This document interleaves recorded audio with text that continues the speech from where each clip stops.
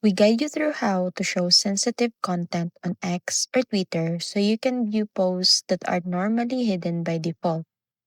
First thing you need to do is to open X app or go to X website and make sure you are logged in into your account. Tap your profile icon, then go to Settings and Privacy.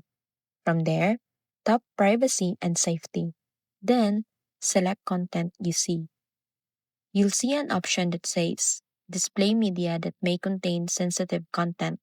Simply tap the checkbox or toggle to turn it on. Next, tap Search Settings and turn off the option called Hide Sensitive Content.